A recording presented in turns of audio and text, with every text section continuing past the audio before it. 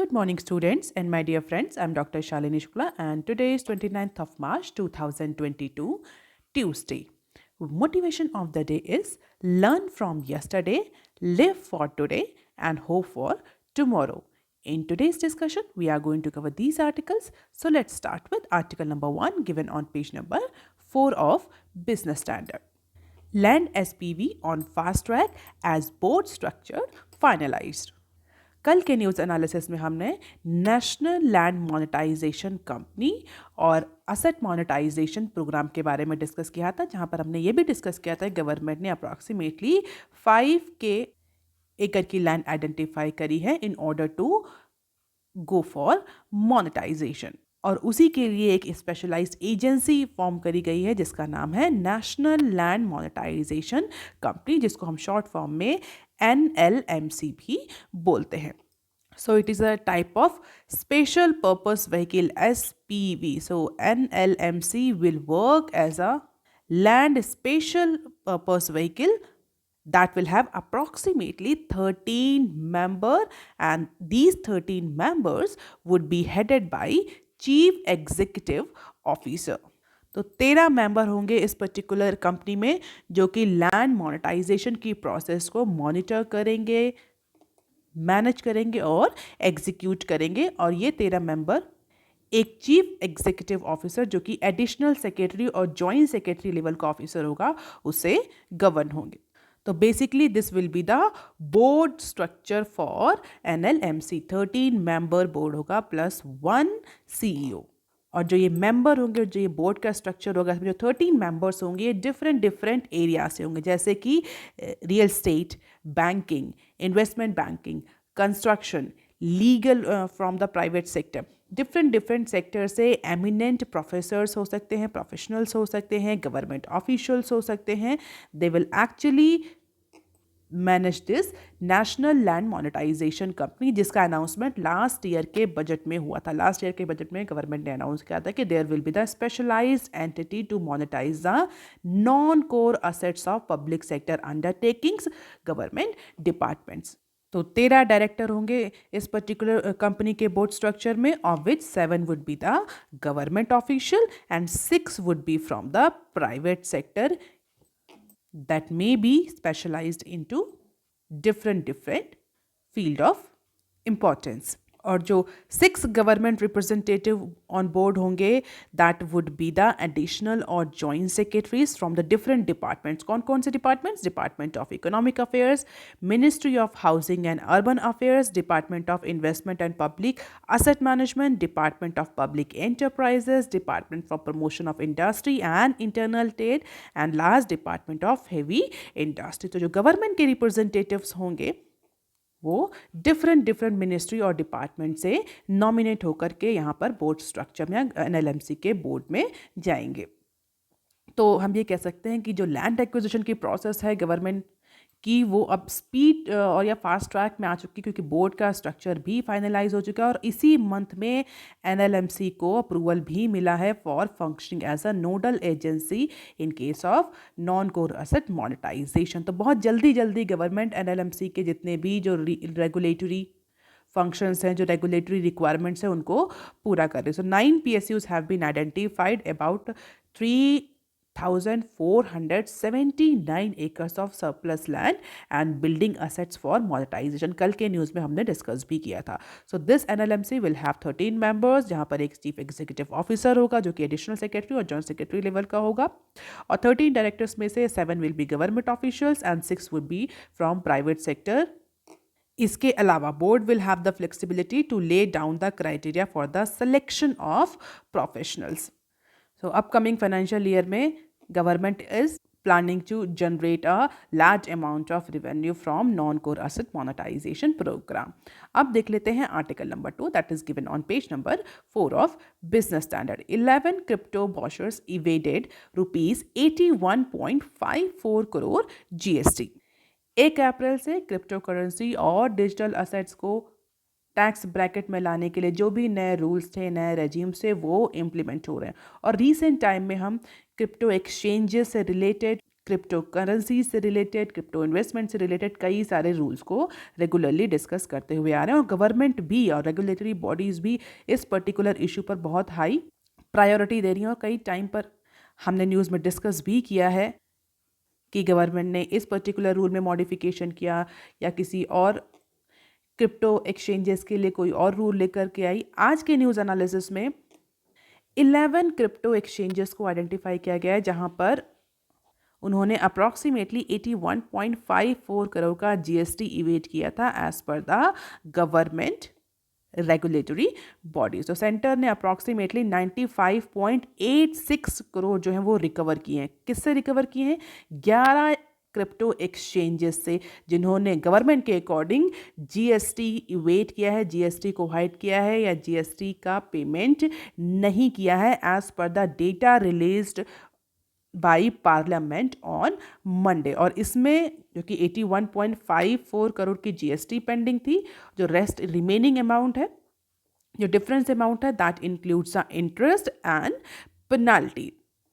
तो जो WazirX, coin DCX, CoinSwitch Kuber, BuyUcoin, Unocoin, फिल पे, इस तरह के जो क्रिप्टो एक्सचेंजेस हैं उन्होंने अप्रॉक्सीमेटली 81.54 करोड़ की जीएसटी इवेट करी है through different tax measures, tax evasion measures.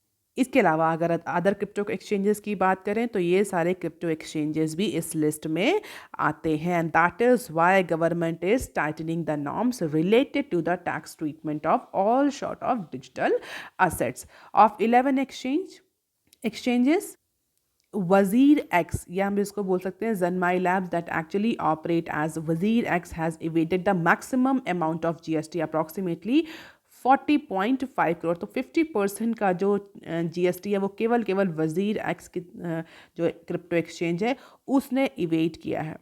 And this particular crypto exchange is actually managed or owned by the Binance Investment Companies, and it is one of the foreign company operating in India. The foreign crypto exchange है। तो total recovery इससे 49.18 करोड़ की हुई है, including the interest and penalty. और इस particular crypto exchange वजीर x पे एलिगेशन था कि exchange was charging commission on each transaction in crypto currency from both buyer and seller, but it was not paying any sort of tax to the government. तो 40 या हम बोल सकते हैं अप्रॉक्सीमेटली 50 करोड़ की रिकवरी वजीर एक्स और इसी तरह के अदर क्रिप्टो एक्सचेंजेस से हुई है। And because of this tax evasion government has implemented और government has decided that they are going to implement the strict laws related to the tax treatment of all sort of digital asset। 30% का GST government ने apply किया है cryptocurrencies और digital assets पे। क्योंकि ये जो करेंसीज अगर हम बात करें digital assets, they are highly decentralized, deregulated, तो इनको ट्रैक करना जो है that is very difficult for the tax officials, and that is why government is actually bringing the strict laws related to cryptocurrency and digital assets in India. इसी के साथ एक और न्यूज़ भी दी हुई थी पर्टिकुलर न्यूज़ कॉलम में, that is related to the complain against the digital loan apps. So Maharashtra saw highest number of complaint against the digital loan apps. कल डिजिटल लोन्स और डिजिटल लैंडिंग एप्स के बारे में हमने डिस्कस किया था, जहां पर ईडी ने 40 NBFCs को आइडेंटिफाई किया था और RBI से बोला था कि इनका आप लाइसेंस कैंसिल करिए, क्योंकि ये 40 जो NBFCs हैं ये डिजिटल लैंडिंग प्लेटफॉर्म से जॉइंट वेंचर करके जो डिजिटल लैंडिंग सर्विसेज ऑफर कर रही हैं वो बेसिकली चाइनीज़ नेशनल से बिलोंग करती हैं, और जिसकी वजह से बहुत सारा फाइनेंशियल डेटा और इम्पॉर्टेंट डेटा जो है वो चाइनीज़ नेशनल्स या चाइनीज़ कंपनीज़ के पास है, और day by day, month by month जो फ्रॉड हैं, फाइनेंशियल फ्रॉड्स हैं, वो इंक्रीज़ होते जा रहे हैं। उसी को लेकर के ये पर्टिकुलर न्यूज़ है। And more than 2,500 complaints were made by the customer to the Reserve Bank of India against these digital loan application, digital lending platform। जनवरी 2020 से लेकर के मार्च 2021 तक 2,500 कंप्लेंट फाइल हुई हैं RBI के पास, as per the recent data released by government in the Lok Sabha on Monday। तो सचेत जो गवर्नमेंट का पोर्टल है उसके थ्रू, यहाँ बोल सकते हैं आरबीआई का एक पोर्टल है Sachet. If you are preparing for any exam, आप इस पर्टिकुलर पोर्टल के बारे में थोड़ा सा जान सकते हैं। सचेत एक पोर्टल है आरबीआई का, जिसके तहत जो कस्टमर्स हैं they can launch their complain related to any sort of financial fraud. तो 2652 कंप्लेन जो हैं वो लॉन्च हुई हैं through Sachet under the state level coordination committee mechanism to register the complain by public against the unregistered entities. और अगर इसको sequence में लगाया जाए तो सबसे ज़्यादा जो कंप्लेन रजिस्टर्ड हुई हैं वो महाराष्ट्र से हुई हैं, followed by Karnataka and union territory of Delhi. तो ये टॉप 3 लोकेशंस हैं, हम बोल सकते हैं टॉप 3 स्टेट्स या यूटीज़ हैं जहाँ पर सबसे ज़्यादा फाइनेंशियल फ्रॉड्स की जो कंप्लेंट्स हैं वो रजिस्टर्ड हुई हैं थ्रू सचेत platform by RBI. And Department of Supervision at RBI has been designated as a nodal department for dealing such types of complaint against the unauthorized digital lending platforms or mobile apps। तो एक proper mechanism decide किया गया जिसके तहत department of supervision in particular complaints को look after कर रहा है। लेकिन एक न्यूज़ कवर करी गई है कि इतनी अप्रॉक्सीमेटली 2500 की कंप्लेंट्स आई हैं केवल और केवल 11 महीने के ड्यूरेशन में, जिसमें महाराष्ट्र, कर्नाटका और union territory of Delhi top list में है। इसी के अलावा बजट सेशन में गवर्नमेंट ने और भी बहुत सारे क्वेश्चंस के रिस्पांस दिए और भी बहुत सारा डेटा शेयर किया लोकसभा में, जिसको लेकर के ये कुछ शॉर्ट न्यूज़ क्लिप्स दी हुई हैं। As per the highlights, India is not considering buying Russian oil in rupee। कल की न्यूज़ में हमने डिस्कस किया था रुपी और रबल का जो बायलैटरल ट्रेड अरेंजमेंट है उसमें रबल को डिलीट कर दिया जाएगा because of the high fluctuation, because of the high volatility. But as per the government ने पार्लियामेंट में बोला कि इंडिया का फिलहाल के लिए कोई प्लान नहीं है कि वो रुपी में पे करे for Russian oil in its public sector companies buy. तो गवर्नमेंट ने क्लियरली इन्फॉर्म कर दिया है पार्लियामेंट को मंडे को कि गवर्नमेंट अभी फिलहाल के लिए इस तरह का कोई भी ऑप्शन कंसीडर नहीं कर रही कि जो ये कहा जा रहा है कि रुपी रबल का जो बायलैटरल अरेंजमेंट है उसमें रबल को डिलीट कर दिया जाएगा, रुपी में सारा ट्रांजैक्शन होगा। गवर्नमेंट ने क्लियरली इस पर्टिकुलर न्यूज़ को क्वैश कर दिया। इसके अलावा Airport across India will see 33.81 crore passenger in financial year 23, जो कि इस साल से 69.3% ज़्यादा होगा। तो फाइनेंशियल ईयर 22 से अप्रॉक्सीमेटली 70% का ज़्यादा फुटफॉल, ज़्यादा पैसेंजर ट्रैफिक देखने को मिलेगा एयरपोर्ट में as per the government data. इसके अलावा क्रिमिनल प्रोसीजर बिल जो है वो भी इंट्रोड्यूस कर दिया गया है लोकसभा में to provide the legal sanction to the police to take physical and biological sample of the convicts as well as the person accused of crime। तो अब गवर्नमेंट के पुलिस के पास अथॉरिटी होगी as per the recent bill कि वो जो accused convicts हैं, जो पर्सन एक्यूज हैं, उनके फिजिकल और बायोलॉजिकल सैंपल कलेक्ट कर सकती है। हालांकि इस पर्टिकुलर बिल के लिए बहुत ज़्यादा अपोजिशन गवर्नमेंट को फेस करना पड़ा क्योंकि जो अपोजिशन पार्टीज थी they were saying that this bill is illegal, unconstitutional. But amid all this opposition, finally government has tabled the criminal procedural identification bill in लोक सभा। इसके अलावा एनपीए को लेकर भी गवर्नमेंट ने कल पार्लियामेंट में डिस्क्लोजर किया। More than 5,200 companies having credit exposure of 5 crores and above were categorized as NPA or bad loans as of December 31st, 2021। Parliament में गवर्नमेंट ने बताया कि पैंडमिक के ड्यूरेशन या without because of any reasons approximately 5,200 companies को NPA categorise कर दिया गया है और उनका कम से कम जो मिनिमम एक्सपोजर्स है कंपनीज का अप्रॉक्सीमेटली 5 करोड़ का या उससे ज़्यादा का as per the recent data that government has presented in Parliament. अब देख लेते हैं article number 3 that is given on page number 12 of Business Standard. Fed balance sheet expand despite a hike in policy rate. बहुत time से ये news आ रही थी, ये स्पेकुलेशन चल रहा था कि जो फेडरल रिजर्व है, हम इसको अगर सिंप्लीफाइड फॉर्म में समझें कि क्या है, तो जैसे इंडिया में आरबीआई काम करता है वैसे यूएस में फेड रिजर्व काम करता है। हम कहते हैं कि सेंट्रल बैंक है यूएसए का। बहुत टाइम से इसको लेकर स्पेकुलेशन चल रहा था कि जिस तरह से इन्फ्लेशन बढ़ रही है, 40 साल में सबसे ज़्यादा इन्फ्लेशन यूएसए ने अभी फेस करी है, और ये कहा जा रहा था कि जिस तरीके से इन्फ्लेशन इंक्रीज हो रही है Federal reserve will go for monetary policy tightening. And finally Federal Reserve has changed its course and begun to raise its policy rate simply in order to fight the record high inflation in United States. तो जो speculation चल रही थी अब उसके according federal reserve काम करने लगा. They have started policy normalization और in simple word policy tightening, जहाँ पर पॉलिसी रेट्स को इंक्रीज किया जा रहा है simply to fight the inflation. Policy rates बढ़ेंगे, इंटरेस्ट रेट बढ़ेंगे, जो लोन होगा वो कॉस्टलियर होगा.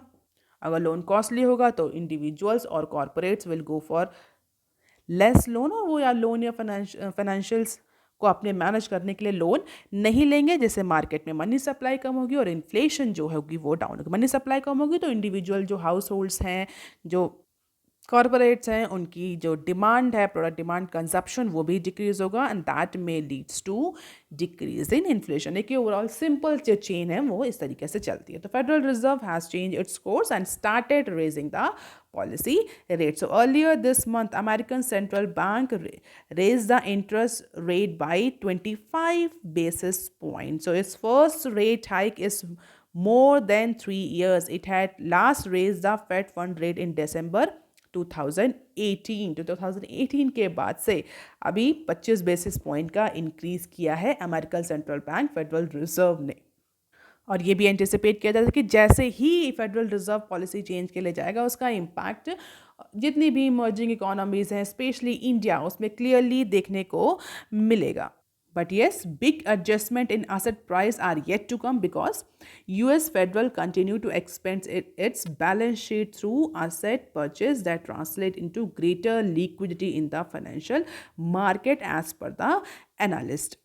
अगर फेडरल रिजर्व की बैलेंस शीट को देखा जाए तो it has grown by nearly $58 billion since the beginning of March and around $205 billion year on year date. तो जो बैलेंस शीट है फेडरल रिजर्व की कंटिन्यूसली इंक्रीज हो रही है. वाई? बिकॉज जो फेडरल रिजर्व है they are continuously increasing the asset purchase, जिससे कि फाइनेंशियल मार्केट में इनफ लिक्विडिटी बना रहे, एकदम से शॉक ना जाए because of increase in policy rate, जिसकी वजह से कंटिन्यूअस एक्सपेंशन देखने को मिल रहा है फेडरल रिजर्व की बैलेंस शीट में in spite of the hike in policy rate as per the analyst. So federal balance sheet expand when it buys financial assets such as government bonds, equity exchange traded fund, mortgage backed securities, and thus pumps the more cash into the market. तो analyst का कहना है कि 0.25 basis point का increase देखने को मिल रहा है, बट जो फेडरल रिजर्व के एक्शंस है कि वो कंटिन्यूसली फाइनेंशियल एसेट्स को बाय कर रहे हैं, चाहे वो गवर्नमेंट बॉन्ड्स हो, इक्विटी एक्सचेंजेस हो, फंड्स हो, मॉर्गेज बैक सिक्योरिटी, किसी भी तरह के फाइनेंशियल इंस्ट्रूमेंट्स जहाँ पर उसको परचेस करना अलाउ है, जिसकी वजह से फाइनेंशियल मार्केट में इनफ लिक्विडिटी मेंटेन है. Conversely the Fed sells these assets and mop up liquidity from the market when it shrunk its balance sheet. So in all, US central bank has expanded its balance sheet by $4.8 trillion since the beginning of calendar year 2020. तो increase तो कर दिया है policy rate federal reserve में, but इसके साथ ही ऐसा ना हो कि मार्केट में इमीडिएट शॉक जाए, फाइनेंशियल मार्केट जो है वो एकदम से क्रैश हो जाए. जो यूएस फेडरल है वो असेट्स को खरीद रहा है. एसेट्स को खरीद रहा है मतलब मार्केट में ज़्यादा डॉलर सप्लाई कर रहा है, गवर्नमेंट बॉन्ड्स को खरीद रहा है, equity exchanges, traded fund, mortgage back securities को अगर खरीद रहा है, they are buying the piece of paper, और मार्केट में डॉलर की सप्लाई इंक्रीज हो रही है just to maintain the enough liquidity in order to support the economic growth. ऐसा ना हो कि पॉलिसी रेट या इन्फ्लेशन को कंट्रोल करने की वजह से जो पोस्ट पैंडेमिक रिकवरी स्टार्ट हुई है वो खत्म हो जाए या वो हॉल्ट हो. That is why US Federal is maintaining the enough liquidity. So despite turmoil, Nifty has not tanked because of this particular reason by US Federal, जहाँ पर वो इनफ लिक्विडिटी मेंटेन की हुई. जब इनफ लिक्विडिटी है market में जिसकी वजह से बहुत ज़्यादा इम्पैक्ट हमें निफ्टी या इंडिया के जो स्टॉक एक्सचेंजेस हैं, जो इंडाइसेस हैं, उनमें देखने को नहीं मिला. तो this is the blue line indicating the Nifty 50 and this red line indicating the US Federal BS in terms of dollar billion. तो बहुत ज़्यादा इम्पैक्ट, बहुत ज़्यादा टर्मोइल के बावजूद भी निफ्टी में देखने को नहीं मिल रहा है because of this policy gesture change bye US federal. आप देख लेते हैं article number 4 that is given on page number 12. 54 companies wait into the wings with IPOs worth rupees 1.4 trillion. Pandemic years, चाहे वो फाइनेंशियल ईयर 21 रहा हो, चाहे वो फाइनेंशियल ईयर 22 रहा हो, these 2 years has witness a large search of fund raising exercise, specially through IPOs. IPOs के through बहुत ज़्यादा fund raising exercise, big ticket IPOs आए थे 21 और 22 में। But as per the recent analysis, as per the recent data by Prime database Group, जो fund raising activity है वो फाइनेंशियल ईयर 2023 में और ज़्यादा इंक्रीज करेंगी। हालांकि कुछ एक्सपर्ट्स का ये कहना था कि 2021 में जो फंड रेजिंग एक्सरसाइज, जो आईपीओ आए थे, स्पेशली आईपीओ की हम यहाँ बात कर रहे हैं, there are lot of other measures by which companies can raise the fund, but here we are talking about the IPOs. तो बहुत सारे एक्सपर्ट ये कह रहे थे कि अब जो फाइनेंशियल ईयर 23 है उसमें बहुत ज़्यादा आईपीओज देखने को नहीं मिलेंगे। सबसे इंपॉर्टेंट जो आईपीओ, एलआईसी का आईपीओ, वो भी 22 में ही प्लान था। तो एनालिस्ट या एक्सपर्ट्स का कहना था कि 23 में अब हमें थोड़ा सा कम आईपीओ या fund raising exercise through IPO कम देखने को मिलेगी। But as per the prime database group, financial year 23 में और ज़्यादा फंड रेजिंग एक्टिविटीज़ हो सकती हैं, इवन इतनी ज़्यादा होंगी कि फाइनेंशियल ईयर 22 को भी सरपास कर देगा, क्योंकि अप्रॉक्सीमेटली 50 to 54 जो इंडियन कंपनीज हैं, they are actually waiting for launching their IPOs, and companies raised a concern over the Ukraine crisis, जिसकी वजह से फिलहाल के लिए वो अभी उन्होंने पोस्टपोन कर दिया। और सबसे बड़ा जो आईपीओ है वो एलआईसी का, जो कि हम एक्सपेक्ट कर रहे थे मार्च में आएगा, इसी फाइनेंशियल ईयर में आएगा, वो भी मोस्ट प्रोबेबली पोस्टपोन हो गया because of the market crash due to the Russia Ukraine and other international reasons और अदर इंटरनेशनल फैक्टर्स। तो प्राइम डेटाबेस का ये कहना है कि फाइनेंशियल ईयर 22, जबकि जहाँ पर यानी इस फाइनेंशियल ईयर की अगर बात करें तो अप्रॉक्सीमेटली 52 इंडियन कंपनीज ने 1.11 ट्रिलियन का आईपीओ लॉन्च किया था, या हम ये कह सकते हैं कि they have raised approximately 1.11 trillion fund through IPOs only. तो 52 कंपनीज का आईपीओज हमें देखने को मिला, जिसके थ्रू कंपनीज ने 1.1 ट्रिलियन का फंड रेज किया इन फाइनेंशियल ईयर 22, जो कि इस मार्च में एंड हो रहा है। So, according to a note by Prime Database, approximately 54 companies are planning to raise 1.4 trillion through IPO in upcoming financial year, that is financial year 23। और बहुत सारे जो प्लान हैं वो security and exchange board of India SEBI के पास approval के लिए पड़े हैं। और इसके अलावा additional 43 companies are looking to raise 81,000 crore, but definitely they are waiting for SEBI note। और अगर हम पिछले कुछ सालों का ट्रेंड देखें तो फाइनेंशियल ईयर 18 में अप्रॉक्सीमेटली 81,000 करोड़ का फंड रेज हुआ था थ्रू आईपीओ, यानी प्री पैंडेमिक की अगर हम बात करें।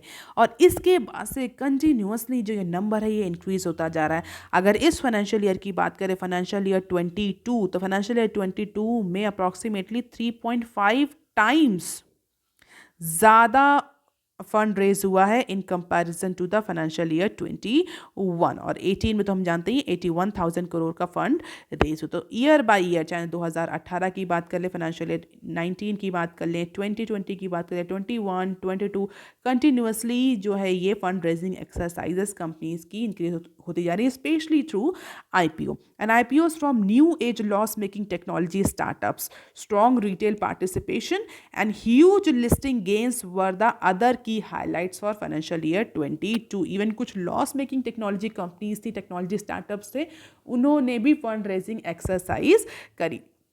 और सबसे इंपॉर्टेंट, अगर आप मेरी न्यूज़ एनालिसिस रेगुलरली फॉलो कर रहे हैं तो आपको पता होगा कि पैंडेमिक के ड्यूरेशन में मार्केट में, फाइनेंशियल मार्केट में, स्टॉक एक्सचेंज में जो रिटेल पार्टिसिपेशन है वो बहुत सिग्निफिकेंटली इंक्रीज हुआ है because of the other reason, unemployment और जिस तरह से इनकम हॉल्ट हुई थी। तो retail participation, strong retail participation हमें देखने को मिला फाइनेंशियल ईयर 21 और 22 दोनों ही ईयर्स में into IPO. So these are the few key highlights for fundraising exercise in financial year 22, and as per the Prime database, 23 is again going to be the year for very big tickets IPOs.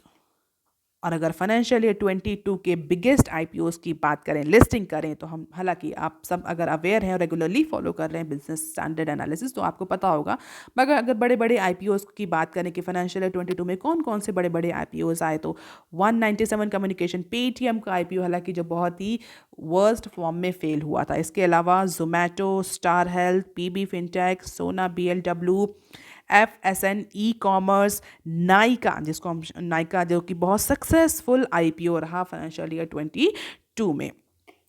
And 4 of the top 6 IPO, जो top 6 IPO रहे 4, उसमें उसमें से जो top 6 IPO रहे, उसमें से 4 जो थे वो बिलोंग करते थे न्यू एज टेक्नोलॉजी कंपनीज, और most of these companies were actually loss making entities.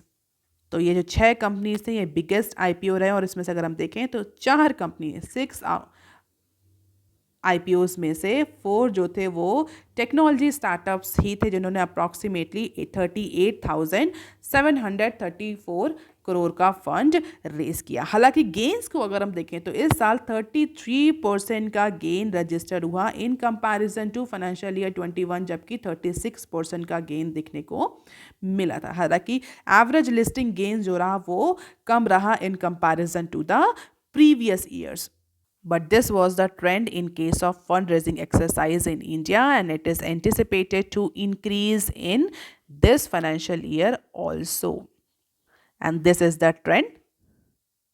You can just have the glimpse year by year. 2018 से लेकर 2022 तक का ट्रेंड दिया हुआ है IPOs including the SME. So you can just have the glimpse of it in order to understand that how companies are actually going for IPOs and what is the next in upcoming financial year. अब देख लेते हैं some other news clips. Government liabilities in Q2 rise 2% to rupees 128.4 trillion. तो government की जो total liabilities हैं वो 2% increase हो गई हैं into Q3 of financial year 22 as per the recent information.